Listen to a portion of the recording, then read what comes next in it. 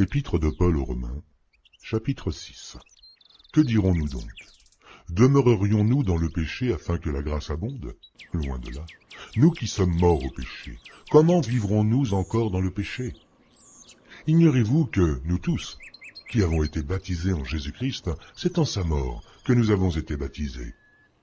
Nous avons donc été ensevelis avec lui par le baptême en sa mort, afin que, comme Christ est ressuscité des morts par la gloire du Père, de même, nous aussi, nous marchions en nouveauté de vie.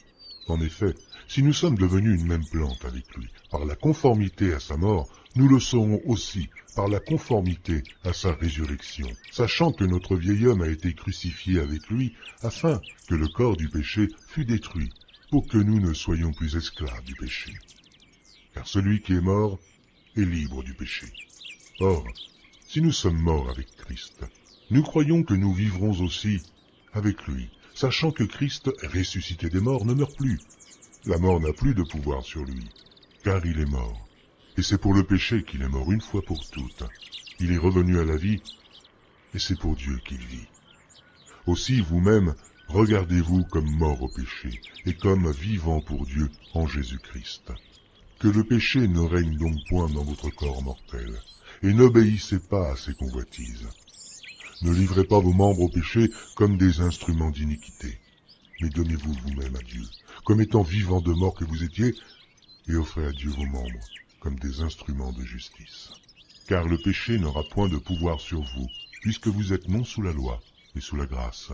Quoi donc? Pécherions-nous parce que nous sommes non sous la loi, mais sous la grâce? Loin de là. Ne savez-vous pas qu'en vous livrant à quelqu'un comme esclave pour lui obéir, vous êtes esclave de celui à qui vous obéissez, soit du péché qui conduit à la mort, soit de l'obéissance qui conduit à la justice. Mais grâce soit rendue à Dieu, de ce que, après avoir été esclave du péché, vous avez obéi de cœur à la règle de doctrine dans laquelle vous avez été instruits. Ayant été affranchis du péché, vous êtes devenus esclaves de la justice. Je parle à la manière des hommes, à cause de la faiblesse de votre chair.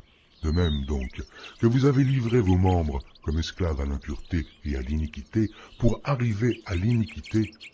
Ainsi, maintenant livrez vos membres comme esclaves à la justice, pour arriver à la sainteté. Car lorsque vous étiez esclaves du péché, vous étiez libres à l'égard de la justice. Quels fruits portiez-vous alors?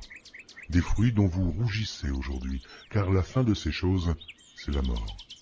Mais maintenant, étant affranchis du péché et devenus esclaves de Dieu, vous avez pour fruit la sainteté et pour fin la vie éternelle.